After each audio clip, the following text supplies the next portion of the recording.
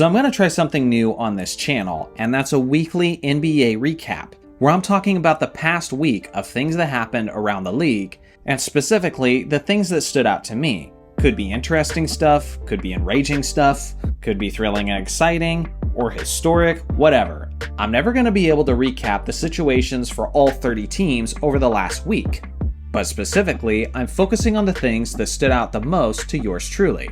So again, let me know if you like this type of content, and I will be doing it next Saturday as well, so I look forward to hearing your feedback. First off, the NBA ratings are actually down, and I think this is an interesting talking point for viewers of this channel, because I have a pretty good mix between old school basketball fans and newer fans. And even though the current NBA product is far from my favorite, I still do enjoy the NBA in its current state. For a long time, we had been hearing over and over again that the ratings being down had to do with the fact that there was more people streaming games illegally. But honestly, I don't think we can use that excuse anymore. It's 2024. People have been streaming for many years at this point, and it's not like there's this sudden influx of people suddenly streaming. This has been going on for a while.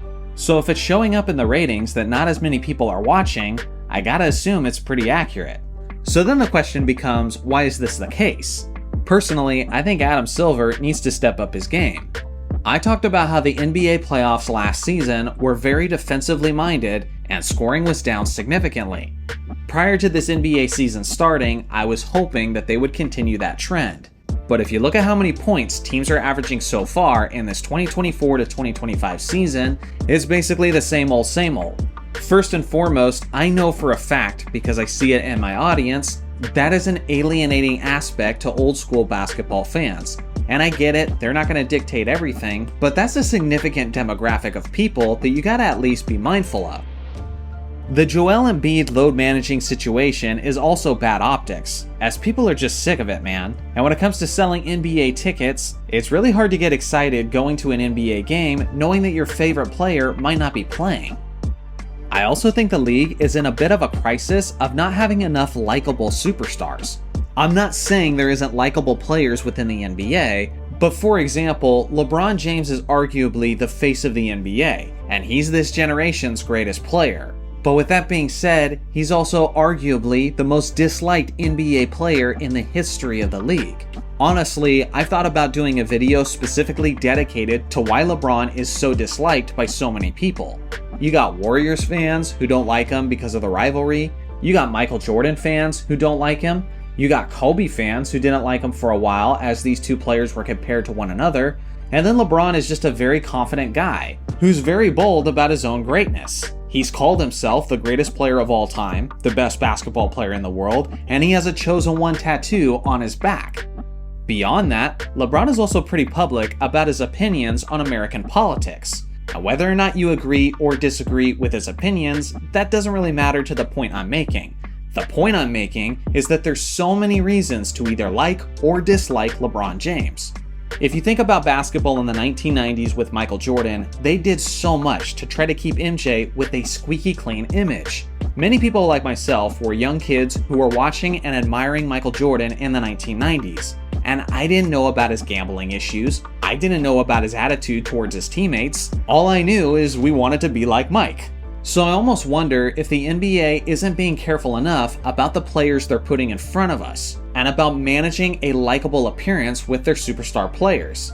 Even a guy like Anthony Edwards seemed to be rising up as the next big superstar that not only young fans liked, but old school fans could like as well. As he was confident, he had that swagger, and he was a trash talker in a way that was similar to past legends like Michael Jordan and Gary Payton. He had been vocal about the fact that he didn't think guys should be load managing, and honestly, he was starting to become the poster child of old school fans. And then he had to say that nobody in the past was skilled except for Kobe Bryant, which immediately alienated the same old school fans who had been cheering for him for the last couple of years.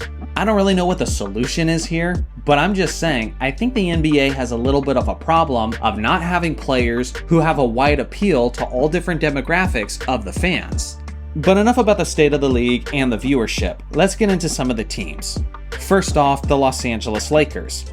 Obviously, I'm a Lakers fan, and JJ Redick and the Lakers got off to the best start of the regular season since the days where Phil Jackson was the head coach, and then they came back crashing to earth. I'm not totally surprised as they had their first tough road trip, so it makes sense that they're facing some adversity.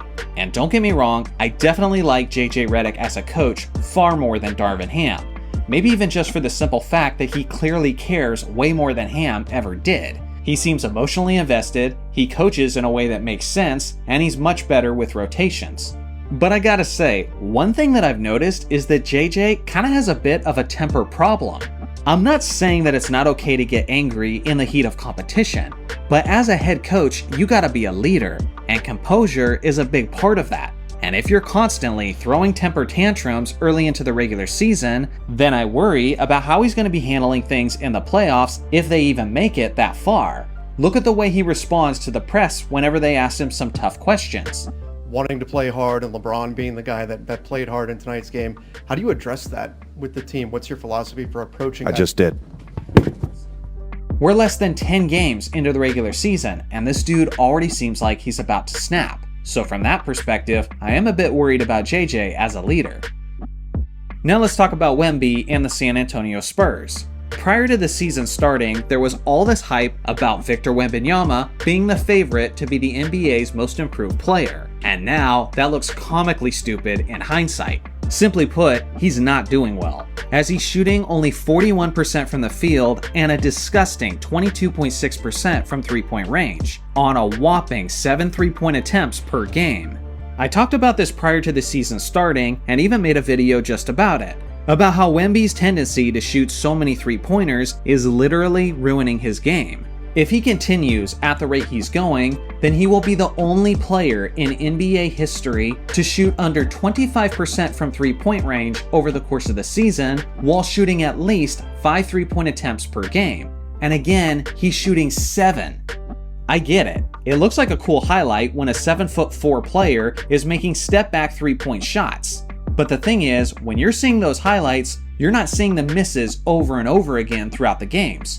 Most of the time when he does that, it's basically a turnover. A 7'4" player shooting 41% from the field is simply embarrassing. I know he's not great in the post, but for goodness sake, get some private lessons with Hakeem Olajuwon and develop some post footwork. Or get some lessons with Kareem Abdul-Jabbar and develop a jump hook shot. There's simply no excuse for a player of his size to not be taking advantage of his size. So now let's take a look at the Phoenix Suns, who are currently sitting atop of the Western Conference. And I gotta say, if you're a Phoenix fan, I'm happy for you guys, because it looks like Kevin Durant made his defense a priority this season. He's all over the court, and honestly, he's playing the best defense that I've seen him play since he was in Golden State. If he keeps this up, I could easily see him earning his first All-Defense Team selection this year. Things are very exciting out in Cleveland, as they have an undefeated 9-0 record when I originally recorded this audio. And whether or not they stay undefeated depends on what happens tonight in the highly anticipated matchup with Golden State. By the time you guys see this video, you'll have known what the outcome is. I'm not quite ready to crown them as a legit contender though, because they have had a pretty easy schedule to get to this point, as they played the struggling Milwaukee Bucks twice, they've played the Lakers, the Pistons, the Magic, and the Wizards. That's a lot of bad teams. So Golden State was basically their first true test. I currently have them as a sell-high team, but that may change with a few more quality matchups. Moving over to Minnesota and New York, and I am still worried about these two organizations, as the trade didn't seem to make either team significantly better. Again, Julius Randle is a bit of a black hole. Once he gets the basketball, he often doesn't give it back. And when him and Rudy Gobert are on the court together, there's a severe lack of ball movement and spacing, which wasn't an issue with Karl Anthony Towns. My hope is that Naz Reid will be starting instead of Randle by the end of the year, simply because I think he's a better fit with the starting unit, but we'll see. Lastly is just an observation on the balance of power within the league. Once again, the Western Conference is far stronger than the East. As of Friday afternoon, the Pacers are sitting in the third spot in the Eastern Conference, with a 4-4 record, while the Memphis Grizzlies are 5-4 out west. and they are not even a top 8 seed. What I'm starting to wonder is if this imbalance of power ever becomes such an issue for the league that they have to consider shaking things up just to address it. I don't know if that's ever going to happen, but as things currently stand, this does not feel like the most fair climate to the teams in the Western Conference. Again, this is this Saturday's weekly recap, and I'll be doing another one this upcoming Saturday, where I'll have various thoughts on a bunch of different teams. So let me know if you guys are into this format and would like me to continue long term.